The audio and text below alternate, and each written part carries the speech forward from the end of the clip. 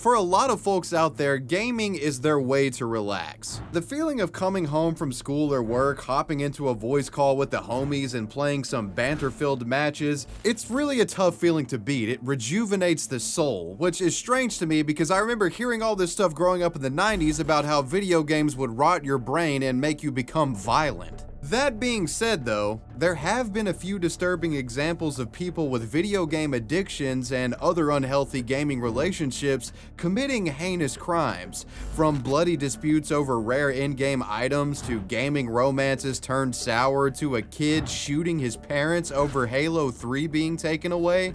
And in today's video, I'd like to look where murder and video gaming intersect. These are the video game killers.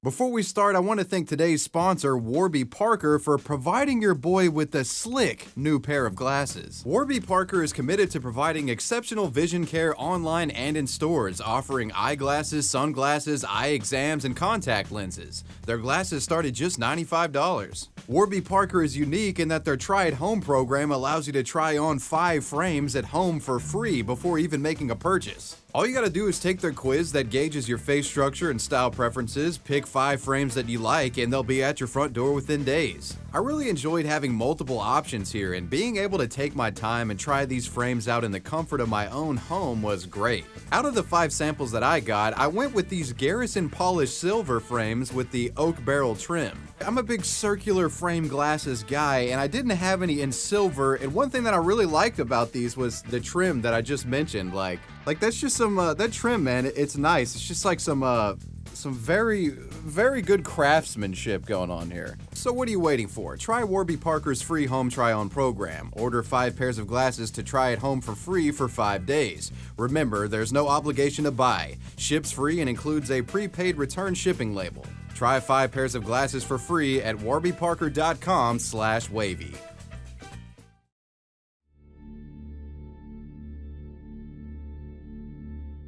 Our first story involves a small group of players from an old MMORPG discovering disturbing images posted to a Discord server. These images would eventually lead to a criminal investigation and the arrest of a deranged killer. This story begins with an online game called Perfect World. Perfect World International is an MMO that was released back in 2005. Essentially a Chinese knockoff of World of Warcraft, the main game is pretty much dead today, but the private server community surrounding the game is still thriving.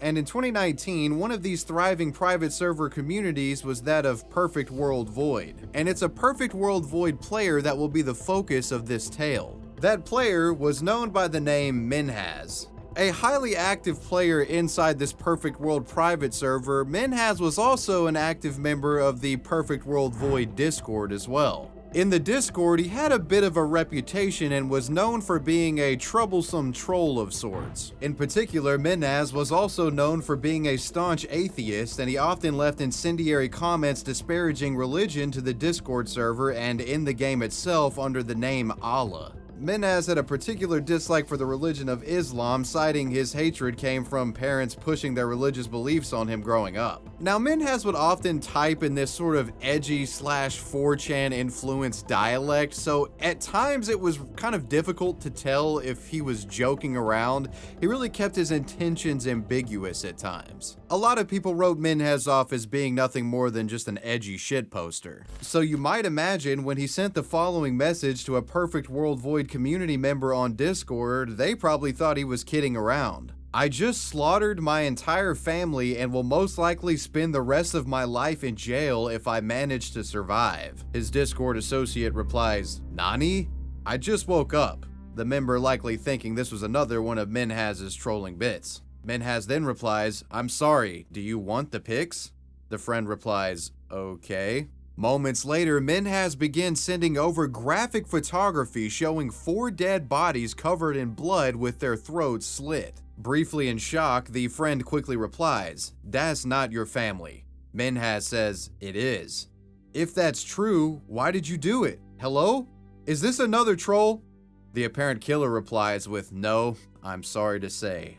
Minhaz then stops replying for the time. In a state of panic, this online friend, who would later reveal himself to the media as being a man named Maroon Ayub, he would start contacting other members of the Discord, informing them of the situation and the photos that had been sent. And when presented the situation, other Perfect World Void members would confess to Maroon that Minhas had sent them the photos as well. The recipients of these horrifying photos would then band together and formed an impromptu investigation team regarding the situation. Maroon and his associates were initially skeptical, thinking that perhaps the images were downloaded from the dark web or some shock site, and Minhas was simply using this as some sort of trolling campaign to mess with them. But after performing extensive reverse image searches on the photos that they had received, they weren't able to yield any results and couldn't find any other matches of what they were sent on the internet. It appeared that these photos that Minhas was in possession of were original photography never before uploaded online. And with this realization, the group was facing the grim reality that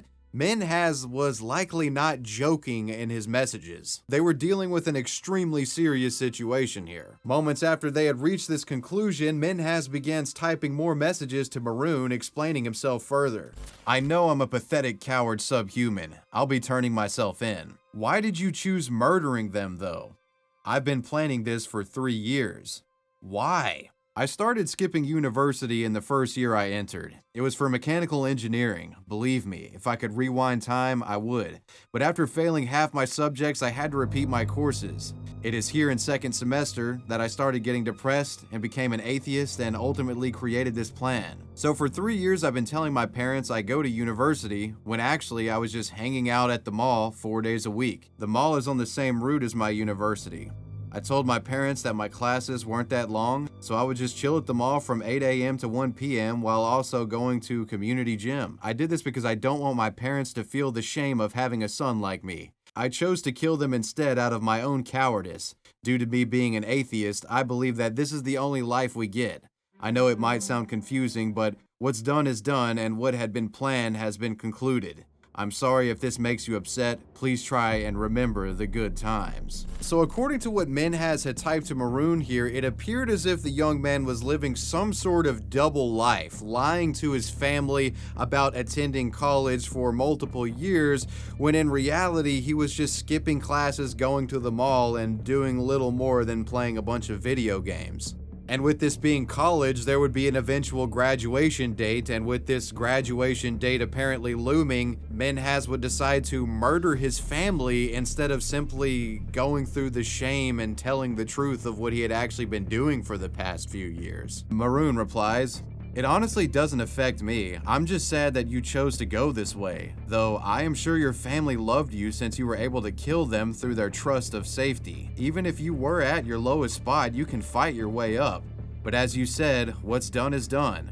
I can't see why your actions make any good or sense, but you do. Murder remains a major crime of selfishness though. I'm just sad that you chose to damage others and yourself. Though, why their lives and not yours?" Minhas says, "I'm a pathetic coward and subhuman. Since I'm an atheist, I believe there's no afterlife. So I was scared to die, and I wanted them to die so they didn't suffer knowing how much of a pathetic subhuman I was.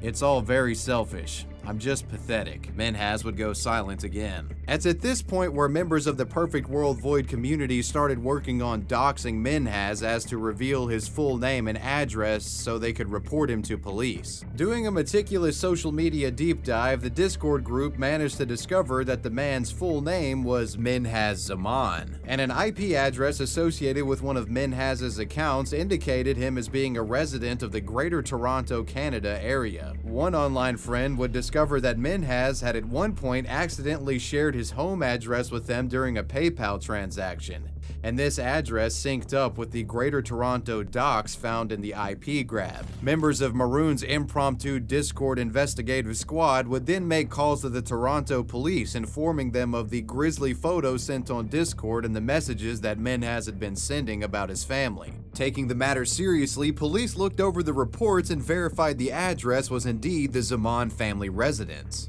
It was a nice-looking home located just northeast of Toronto in the city of Markham, 1006 Castlemore Avenue. With a confirmed address in hand, on the afternoon of July 28th, police would set out to the family home to perform a wellness check. When the squad cars arrived at the house, Minhas noticed them outside and sent the following message over Discord: "The police are here. Goodbye." Moments later, cops enter the residence and are met with a horrifying scene. Police would discover the dead bodies of all 4 of Minhas's immediate family members. Each had been brutally beaten with a crowbar and their throats slit.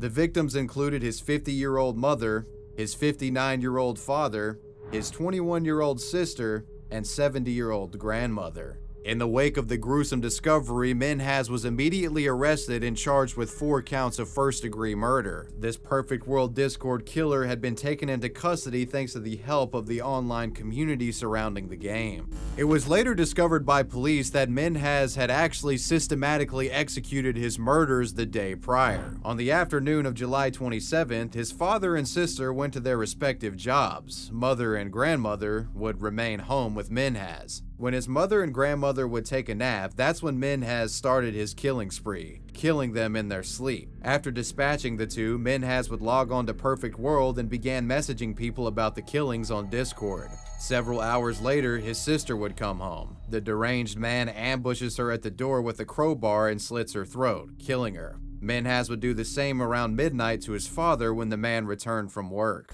A community is in utter disbelief after 4 people were found murdered inside this house yesterday. We are live on Castlemore Avenue in Markham, where we are learning more about the 4 victims. A source tells City News they are the suspect's father, mother, grandmother, and sister. When news of the murder spread around the local community, the question being asked by everyone was why? Well, it turns out the explanation Minhas had given to the Discord crew turned out to be mostly true, and that was actually his motive. Minhas would confess that he killed his entire family to avoid being shamed by them for flunking out of college. The man cited that he had been lying to his family about college attendance as far back as 2015. A lie like this wasn't sustainable forever, but rather than eventually have to tell the truth to his family, in 2016 he hatched a plan that dictated that he would murder all of his family on the day of his school's graduation ceremony. I think it's clear that this was a plan that he followed through with. While on trial, Minhas was showed no mercy by the courts. While it's understandable to feel shame regarding one's own academic underperformance, to think that one is justified in killing their entire family to avoid feeling shame for that is unacceptable, psychopathic, and just absolutely reprehensible in every way. Minhas was a complete coward. There was no justification for it. The killings weren't done in self-defense, his family wasn't abusing him, and a lot of people throw around there's societal pressures within his culture to perform in academia. Alright, maybe, but that doesn't mean you kill your fucking family over it. During trial, the judge presiding over the case had this to say: "It is difficult to imagine a more horrific way to take a human life than by slitting the victim's throat. Mr. Zaman did so not just once, but 4 separate times over a span of hours. No right-thinking member of society would see any remote correlation between the imminent disclosure of the secret of Mr. Zaman's non-attendance at school and the vicious taking of the lives of the 4 people closest to him." In November of 2020, Discord quadruple murderer, 24-year-old Minhas Zaman, would be sentenced to serve life in prison, with a chance of parole after 40 years served. Without the intervention of the Void Discord community, it's possible that Minhas could have gotten away with his heinous crimes. Perhaps if given time, he could have gone into hiding, fled the country, and assumed a new identity. But thanks to these mostly anonymous individuals, the self-described subhuman faced justice. And that is the story of Minhas Zaman, the Perfect World Discord killer.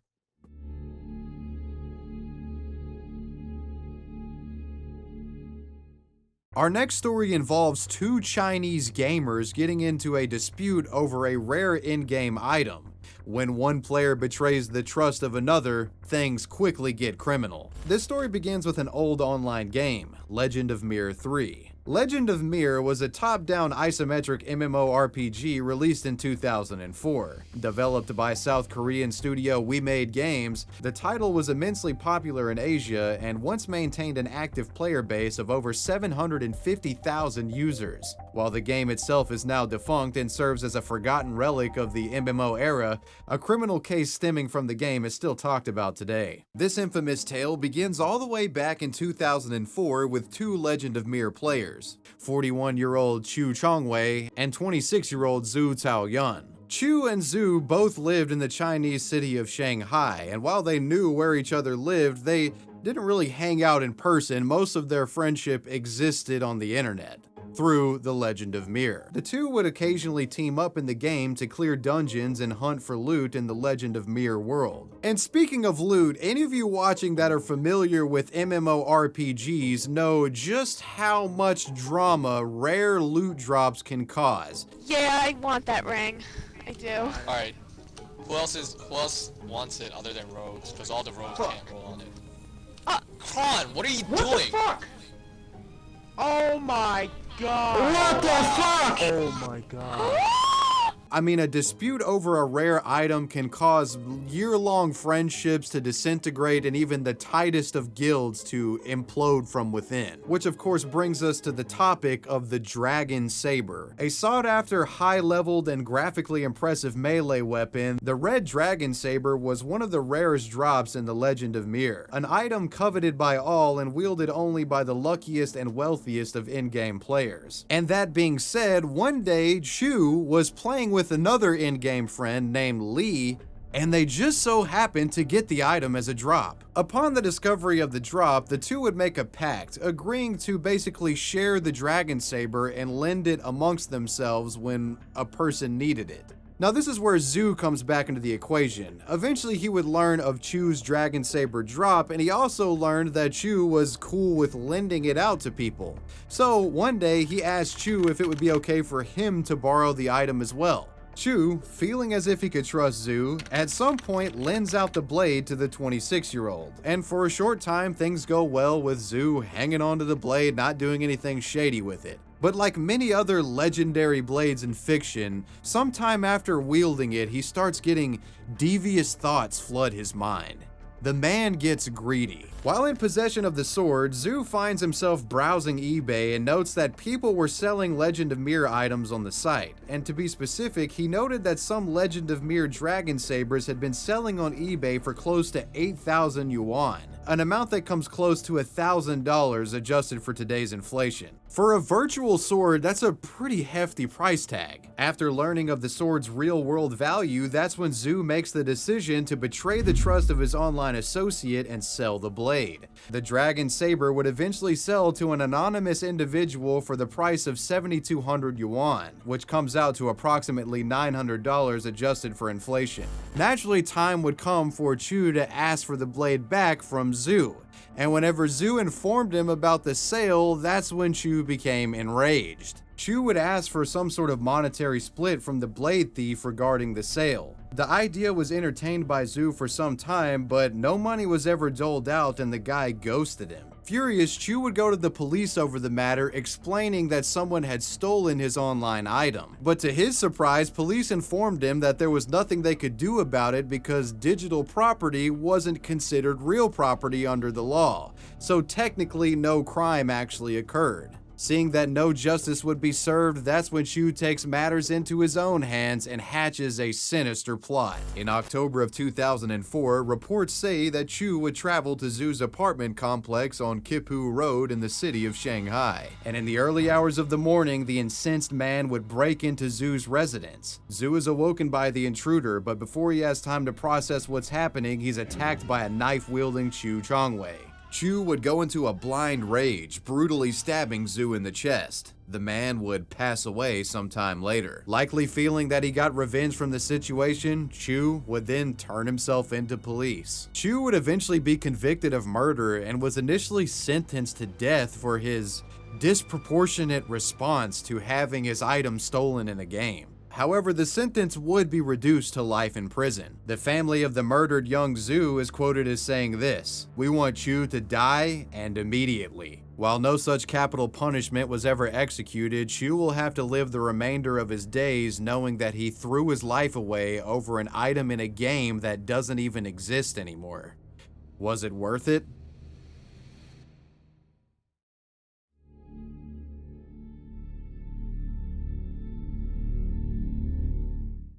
Our next story is a bizarre case involving a gamer and his long-distance love interest. After experiencing rejection, this young gamer goes to disturbingly extreme lengths to get revenge on his former online sweetheart. Our story really begins all the way back in 2007 with Shane Coffey from Weymouth, Massachusetts. 14 years old at the time, Shane Coffey was an avid Runescape player and actually managed a YouTube channel at the time documenting his adventures in the MMO. Often known by his in-game alias Ice the Elf and Xbox gamertag Coffee522, Shane actually had some degree of success as a RuneScape content creator in the early days of YouTube. Several of his God Wars dungeon tutorial videos received over 100,000 views, which is extremely impressive for this era of YouTube. Shane was also one of the first to discover one of RuneScape's most notorious glitches, the infamous Mew glitch. This glitch involved the player using Alt keys to type the Mew character into in-game chat. When Mew was submitted to a public chat room, the Mew character would crash the game client for any players within your vicinity. RuneScape is also where Shane would meet one of his first romantic interests, a girl from the United Kingdom named Farah Dalwood. Farah and Shane played RuneScape almost every day together. The two would maintain contact for years, with Shane reportedly sending the girl Christmas gifts. Shane would eventually quit playing RuneScape and move on to Call of Duty on his Xbox 360, but he still kept in close contact with Farah through Skype and other messaging services. And this sort of close communication would continue on into their late teenage years. But what we find is that as Shane got older, he became more obsessive and a borderline stalker of his long-distance romantic interest. Shane, 19 years old at the time, reportedly tricked Farah into downloading a virus that would give him remote access to her computer. And doing this, he looked into chat logs and discovered that she was talking to other guys. And just to add, I've never seen any reporting explicitly stating that these two were like boyfriend and girlfriend. I think they were just flirty online friends. And let's also keep in mind that these two live literally thousands of miles away from each other, okay? When Shane discovered Farah's conversations with other guys online, he completely blew up on her. This creepy invasion of privacy prompted Farah to cut all ties with Shane, blocking him on Skype, WhatsApp, and other services. He was completely cut from her life. Apparently, the kid wasn't able to handle rejection because he immediately starts planning out revenge. If you thought the computer virus bit was unhinged, wait till you see what he does next. In the wake of being rejected, Shane would purchase a plane ticket, fly to the United Kingdom, and book a hotel. Because Shane had previously exchanged Christmas presents with Farah, he knew what her home address was. And on April 18th of 2014, Shane would make his way to Farah's residence, equipped with a hunting knife. Late in the evening, Shane would break into the home and made his way to the young woman's room. As she was sleeping, Shane jumped on Farah and began viciously attacking her, stabbing the woman repeatedly. Farah screams for help, and moments later, her brother Muhammad enters the room. Muhammad springs to action, grabbing Shane's neck from behind and throws the blonde-headed intruder from atop his sister. It's at this point where Muhammad produces a metal rod. Using the rod, he quickly overpowers the knife-wielding gamer, beating him into submission. Battered and bruised, Shane eventually yields and pleads to Muhammad for him to stop hitting him. Muhammad would comply, calls emergency services, gets help for his sister, and the teenager is arrested. Fortunately, despite receiving numerous stab wounds, Farah would survive the attack and make a full recovery. After his arrest, Shane would be charged with attempted murder. Further investigation would reveal that sometime before coming to the UK, Shane had Googled some pretty suspicious stuff, such as how to engage in hand-to-hand knife combat and the quote, life in UK prisons. Speaking of UK prisons, in November of 2014, Shane Coffey was sentenced to serve life in prison with a chance to make parole after 8.5 years served. They completely threw the book at him, which was well-deserved in my opinion, considering the lengths that he went to get revenge for for simply being turned down by a girl. I'll bookend this segment with a quote from the lead detective of the case. While this kind of incident could not have been anticipated and is extremely rare, it is a clear reminder of the dangers that the internet may pose. We would always urge caution when engaging with people you do not know online, and would strongly advise that you do not give out any personal details whatsoever.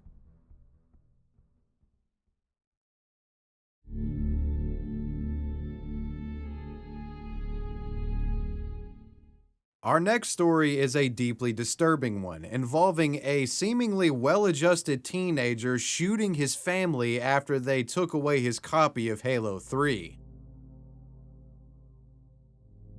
Daniel Petrick, age 16 at the time of this story unfolding, was by all means a normal kid. Living with his mother and father in their home in Wellington, Ohio, Daniel attended Wellington High School and had many friends. People that knew Daniel described him as happy and easy to get along with. Daniel's father, Mark Petrick, was a Pentecostal church minister at a local church called the New Life Assembly of God. Daniel regularly attended services here, and clergy members described him as, quote, enthusiastic about the Bible. All things considered, Daniel was a good kid. However, in 2006, things would take a turn for the worse after he suffered an injury during a skiing accident. Following the incident, Daniel also developed a serious staph infection resulting in spinal cord injury. Daniel's health complications would require the once active young man to remain homebound for a year to facilitate recovery. During this time of limited activity, Daniel would pick up unsavory habits such as spending hours upon hours a day watching television and playing video games. One video game series in particular that would prove to be extremely addictive for Daniel was Halo. While he was mostly homebound, Daniel was on occasion allowed to go to his friend's house, and it's here where he really got into the Halo franchise. When Daniel was with his friend, he would spend hours a day playing multiplayer, and he would become completely addicted to the game.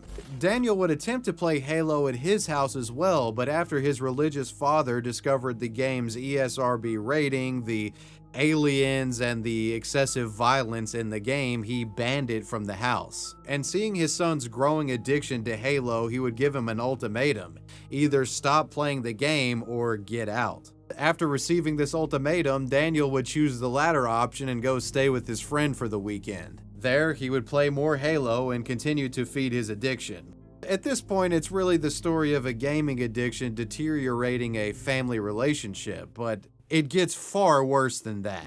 The time frame of Daniel getting kicked out of his house was in early October of 2007, and around this time, the newest edition of Halo, Halo 3, had been released to the public. In spite of his father's wishes, Daniel would secretly pull together the $60 needed and bought the game.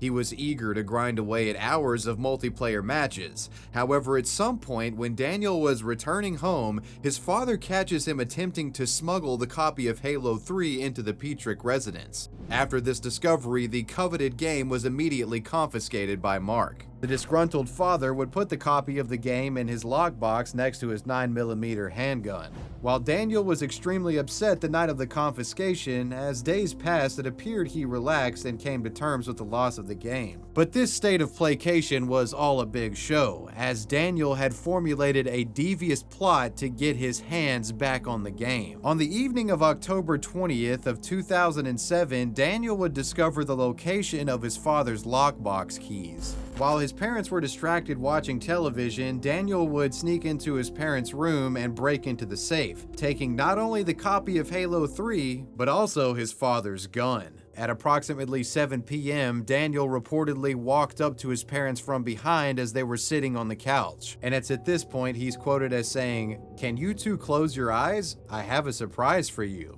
The family obliged, and moments later, Daniel would draw the handgun and shoot both of his parents in the head. After shooting his family, Daniel would place the gun near his father's body, in an effort to stage the crime scene and implicate his father for the shooting. However, while he's doing this, a visitor comes to the house. Daniel's sister and her husband would arrive to the residence for a planned viewing of a televised baseball game. Daniel knew these two were coming, but they arrived 2 hours earlier than expected, catching Daniel off guard. When the couple got to the door, they found it locked and Daniel wouldn't let them inside. However, eventually they managed to get in and discovered the horrific scene. Daniel, now in a panic, would take the keys to the family van and flee the property. He reportedly had plans to travel to his Halo-playing friend's house and hold out, but Daniel's escape plans would be thwarted after his sister dialed 911 and reported the murder. My mom is shot and my dad is shot. My brother's here. My brother said, don't come in, don't come in. Police would intercept the stolen van and take the deranged teenager into custody. Being Razorback. My dad. He shot my mom and he shot himself. My dad shot my mom! Why would my dad shoot my mom? I don't know, man. Lord, please don't let my dad die. Please don't let my dad die. What comes next is a bizarre interrogation where Daniel shirks any responsibility for the incident. Rather, he spins an unbelievable narrative trying to frame his own father for a murder-suicide. My dad was just yelling, just screaming at my mom. And then I heard my dad walk in the room, into his bedroom, and then walk back out. I ran out there, and my mom had been shot. He pointed the gun at me. And then he said he was sorry, and then he shot himself. The gaming-addicted teenager was taking no responsibility for what he had just done to his parents. Unfortunately, Daniel's mother, Susan, was sadly killed during the shooting. However, his father, Mark, would miraculously survive the attack despite a shot to the head. Mr. Petrie, did Daniel shoot you?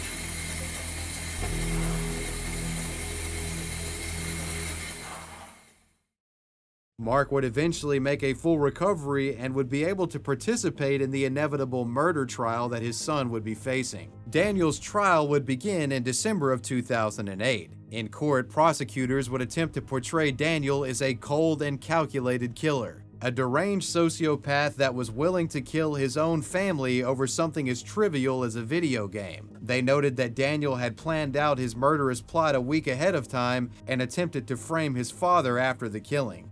The defense would present a rather interesting case for Daniel. Rather than attempting to deny any of the facts of what had happened, the defense tried to argue that Daniel was not guilty by reason of insanity, essentially claiming that Daniel's Halo addiction was so severe that it caused him to make irrational decisions out of his control in an effort to feed that addiction. His attorney would make an additional argument, one suggesting that Daniel was playing Halo so much that his perception of reality was warped by the game itself, noting that when players die or kill another in-game, they always respawn. The argument basically suggesting that Daniel's mind was so warped and influenced by the game that he literally thought that if he shot his parents, they would recover, respawn, or just magically get better like Halo characters do. It's an interesting argument, but it would ultimately not satisfy the court. After the emotional trial had concluded, Daniel Petrie was found guilty of aggravated murder, attempted aggravated murder, and tampering with evidence. In June of 2009, 17-year-old Daniel Petrie was sentenced to serve 23 years to life in prison. He will become eligible for parole in 2030. A lot of time has passed since the Halo 3 shooting incident in 2007. Daniel and his father Mark have both had ample time to reflect on the situation. Prison interviews show an extremely remorseful son and a father that has learned to forgive Daniel for his actions. I can't count the number of times he has told me that he's so sorry for what he did and he'll never be able to forgive himself. I can't count the number of times that he said, Dad, I miss Mom. I miss Mom. I've always taken responsibility for it. I don't try to deny that. I know it's nobody's fault but my own. Your dad at that time was fighting for his life. When he finally came to, he said that he hated you. He despised you. Can you understand that? Absolutely. Could I blame him? In light of what I did today, even if that was the way he still looked at me, could I blame him? I don't think I could. We all deserve forgiveness. And I will now continue to choose to forgive my son. I want to help him. And I want to help get the word out to other people so these kinds of things don't continue to happen, like the Sandy Hook shootings in Connecticut. A tragic story of video game addiction and murder. That was the story of Daniel Petrick, the Halo 3 killer. And that wraps up my video game killers compendium. I hope you guys enjoyed this video. Make sure you leave a comment below and leave a like if you liked it. I want to give a major shout out to my patrons. I appreciate you guys. Wavy Web Surf out. Peace.